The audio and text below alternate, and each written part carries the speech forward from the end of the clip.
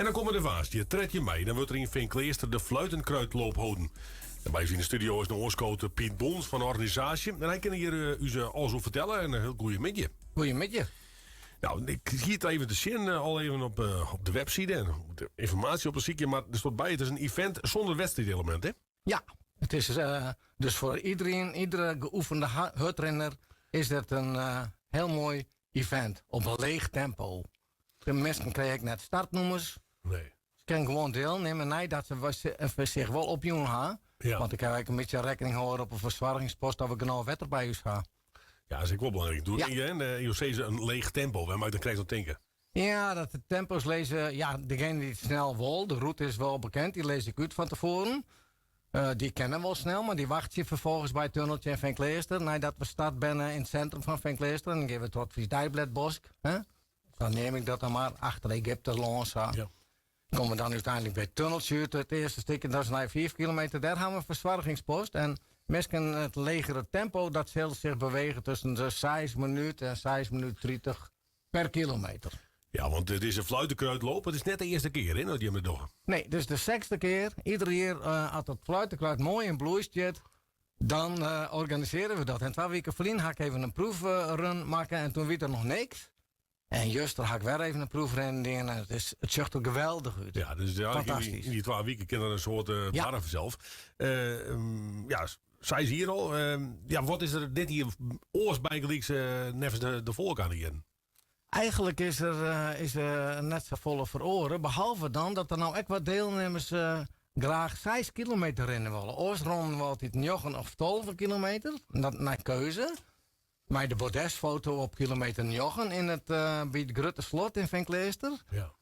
En nou bent er een aantal die willen 6. En dan zeggen ze van, nou oké, dat is echt mogelijk. Dan stekken we naar het tunneltje gewoon rechtstreeks naar Vinkleester. Ja, dan wordt de route dus iets onpost. Ja. Ja, we gingen het leven over Vinkleester. Toen prachtig om jou in daar. Zeker. Is dat echt specifiek dat je hem keert om daar dus erin? Ja, het is een heel mooi centrum om van wij te hutrennen. Omdat we dan een beetje langs de grenzen rennen van Boetenpost, van Oudwoord, van ja, een lietstukje Kolm eigenlijk.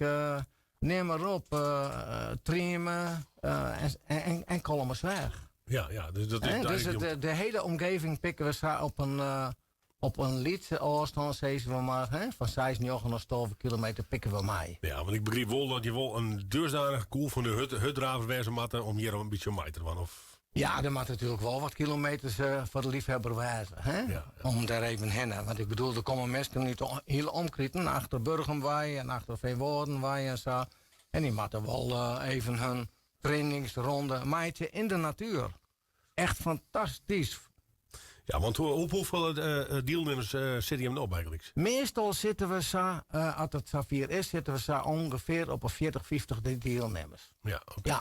En je bent zelf ook nog steeds een draver, hè? Je had ook zeker. wel diverse wedstrijden, maar ik marathons bijgelijks voor. Ja, zeker. Dat zei ik.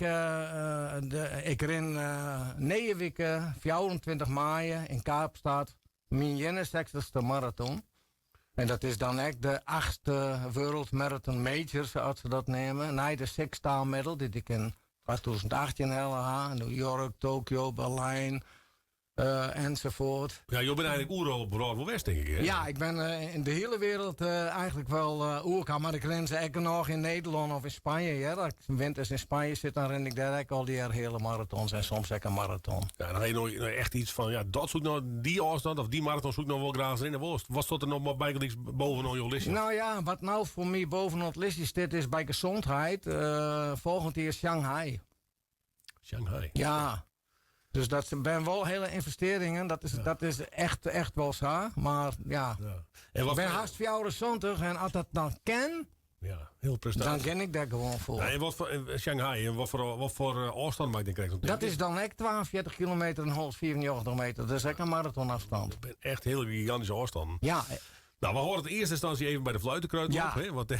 Ja, zeker. Ja, dan ben je zijpaadje. Weer even een zijpaadje. Ja, wie net mijn idee, hè? Maar het is wel nieuwsgierig om daar Ja, te kijken te tuurlijk. praten. Zeker, ja. Dan moet ik even met jou even zien naar de opgave. Hè. Meesten die kunnen zich nog opjaan, neem ik gewoon wel.